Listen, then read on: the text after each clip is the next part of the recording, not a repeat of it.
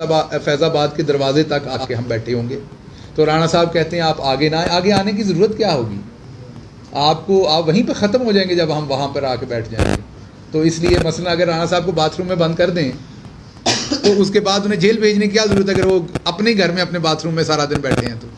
तो ये इतनी है, घर के अंदर जितनी जगह बाथरूम की होती है उतनी जगह आप मुल्की अगर रकबे के हिसाब से हिसाब लगाएं तो जितनी जगह के राणा साहब वज़ीर दाखिला हैं वो उतनी की जगह है। तो इसलिए राणा साहब तैयार हो जाएं, अब आपने वहीं बैठ के बयान जारी करने, अंदर से भी बीपर देने हैं आपने, तो आप तैयार रहें। डॉक्टर साहब ये बता दें कि आपको हम कई साल से सुन रहे हैं, आज आपके लहजे में वो तेज़ी और अल्फाज में वो बमबारी नहीं है, इसकी वजूहात क्या है? दूसरा सवाल ये कि इमरान खान ने अभी तक लॉन्ग मार्च के हवाले से कोई डिसीजन नहीं ली, इस मार्च की फाइनेंसर कौन होगा? क्योंकि आप एक तरफ जहांगीर तरीन साहब और अलीम खान की शपथ से महरूम है, किस तरह मैनेज करेंगे?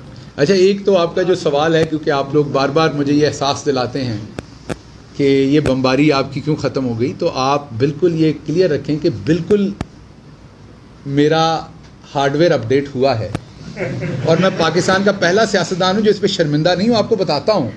तो आप मुझे बार बार चुपक लगाते हो तो उसका फ़ायदा नहीं, मैं तो खुद कह रहा हूँ। तो बमबारी आते आते वक्त लगेगा, आप साइकिल से गिरते हैं ना तो दोबारा साइकिल उसी रवश पे चलाने में वक्त लगता है। तो इसमें मुझे तो कोई शर्मिंदगी की बात नहीं। भाई साहब भी बता रहे थे कि प्लेन हो जाते हैं बंदे, तो आपने क्या बताना, मैं तो खुद बता रहा हूँ कि बंदे प्लेन हो जाते हैं। स्त्री फिरती है तो बल निकलते हैं, लेकिन थोड़ी देर के बाद कपड़े पे फिर बल आ जाते हैं। तो इसलिए आप बिल्कुल मेरी बमबारी पे परेशान ना हो, वो बमबारी इंशाल्लाह वहीं होगी। अभी थोड़ा सा वक्त दे दें, थोड़ी सी चीज़ें बेहतर होने दें, तो मेरी बमबारी वहीं होगी। लेकिन सिर्फ आप ये बताएं कि अगर मैं यहाँ बैठा हूँ तो मेरे ख्याल में आप एक मिडिल क्लास में से हैं, ये आपके लिए काफ़ी फ़ख्र की बात है कि उस सब के बाद भी मैं आपके साथ बैठा हूँ। मैंने ना ही कोई स्टाम्प पेपर लिख के दिया है और ना ही मैं इस मुल्क से भागा हूँ या भागने की कोशिश की है। तो बिल्कुल अगर आप ये समझते हैं कि मैं दूसरे सियासतदानों की तरह झूठ बोलूँगा, छुपाऊँगा, को बहाना करूँगा, बिल्कुल नहीं। मैं ओपनली एडमिट करता हूँ एक चीज़ हुई है, उसके आप पे जिस्मानी असरात भी होते हैं, उसके आप पे इमोशनल असरात भी होते हैं, आपकी फैमिली पे भी असरात होते हैं। जिन सहाफ़ियों को कभी कैद किया गया, आप उनसे पूछें कि उनके लिए सबसे बड़ा मसला क्या था। सबसे बड़ा मसला था जब वो वापस आके अपनी फैमिली से मिले।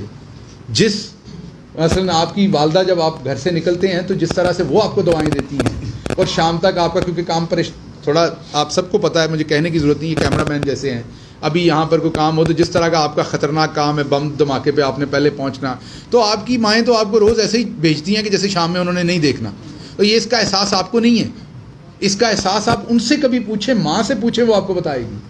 तो जो मेरे बुज़ुर्ग हैं, जो मेरे घर के अंदर, वालदा तो मेरी ज़िंदा नहीं है, लेकिन जो मेरे बुज़ुर्ग हैं, जो मेरे ऐसे प्यार करने वाली मेरी माएँ हैं, उनकी जब मैंने वापस जाके आंखें देखी हैं, मैं आपको सिर्फ एक बता देता हूँ कि मेरी ये खाला हैं जिनकी बनाई आधी रह गई है इस अरसे में जब मैं अंदर था रो रो के।